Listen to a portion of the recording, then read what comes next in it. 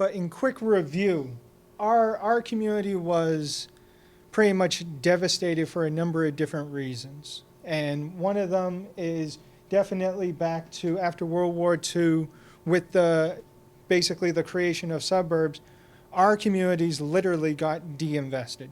Also with a lot of the literally redlining that happened in our community, where literally a red line was put around our community where nothing was able to happen there financially.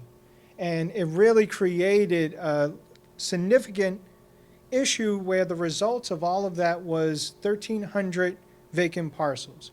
About 20% of our community was vacant. We had a bunch of empty commercial sites, and we also had large amount of those commercial sites were actually classified as brownfields. So as a community trying to, rebuild ourselves, this is where we actually started.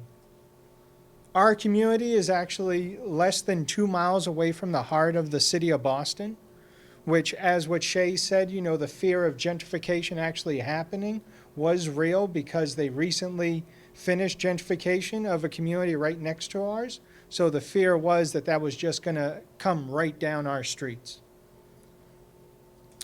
This is where is our concentration of vacant land, which we call the Dudley Triangle. And the Dudley Triangle is actually a 60-acre site, and of that, 30 acres was vacant. So 50% of this site in our community was actually devastated, where we had vacant lots with trash on it, with abandoned buildings. We at DS&I and the community really talk about values a lot and talk about vision. So here is a list of our community values that we all, really guide our work, guide how we actually do partnerships. One of my personal ones is number 12, and that is anything is possible.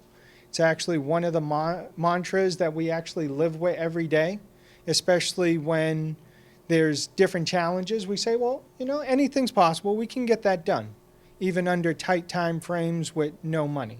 Anything is possible. Vision comes in a number of different ways. Our community had a very large, grand vision that we're still working on today, and that is to do a vibrant urban village. And one key part of this was really youth, making sure that youth were involved. I've been with the organization since the age of 7.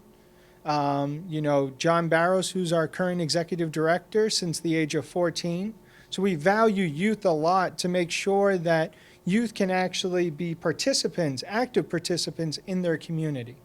One example is a youth mural that was created as a way of looking at a vision for the community, and that it wasn't just one single class of folks on this mural, but you have old folks, new folks, dancing, folks just relaxing. This is the type of vision that we wanted for our community.